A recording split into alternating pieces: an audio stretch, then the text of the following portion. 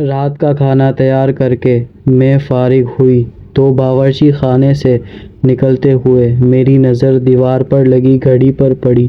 If, اتنی دیر ہو گئی ہے۔ میں نے جلدی سے سامنے صوفے پر پڑی چادر اٹھا کر اوڑھی اور گھر کی چابی پرس میں ڈال کر گھر سے نکل گئی۔ راستے میں ہی مغرب کی اذان شروع ہو چکی تھی۔ بچے کہیں گے آج ماما ہمیں ٹیوشن سے لینا ہی بھول گئیں، میں سوچتی ہوئی تیز تیز قدموں سے ان کے ٹیوشن سینٹر کی جانب بڑھ گئی۔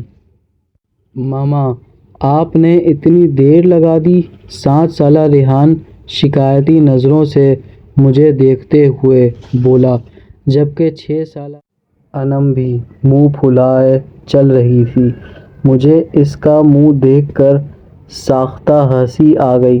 اچھا سوری بابا، آئندہ خیال رکھوں گی، ایسی غلطی دوبارہ نہیں ہوگی۔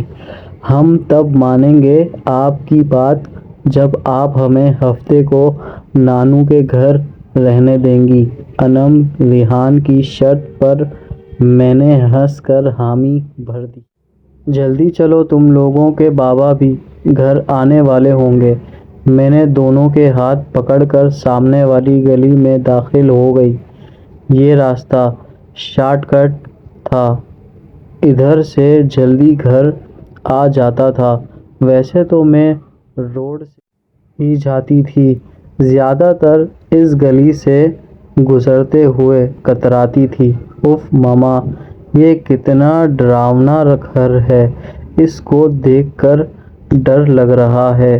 ریحان ہاؤس نمبر 450 کو دیکھتے ہوئے بولا، جو بالکل اندھیرے میں ڈوبا ہوا تھا۔ عجیب وحشت برس رہی تھی اس کی بات پر۔ میں دونوں بچوں کو لے کر جلدی سے آگے بڑھ گئی۔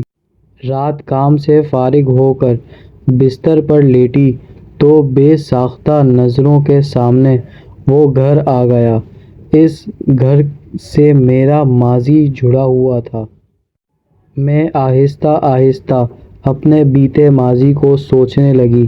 میرا نام عالیہ ہے، ہم 3 بہنیں اور 1 بھائی ہیں۔ میرے بابا آرمی میں ہوا کرتے تھے، جبکہ اماں سادہ سے گھریلو خاتون تھیں۔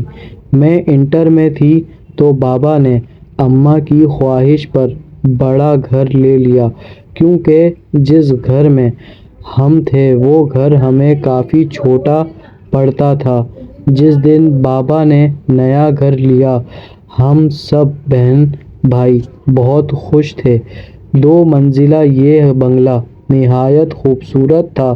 نیچے والے حصے میں 3 بیڈ روم، بڑا سا ٹی وی لانچ اور ڈرائنگ روم اور باورچی خانہ تھا، جبکہ اوپری حصے میں 2 bed room, T we launch اور 1 اسٹڈی روم تھا۔ چھوٹا سا باغیچہ تھا جس میں نیم اور بیر کے درخت لگے تھے، اور کار پورچ اتنا تھا کہ ایک گاڑی کھڑی ہو جائے۔ میری بڑی بہن مہرین، جو مجھ سے 2 سال بڑی تھی، اور پھر اس سے جو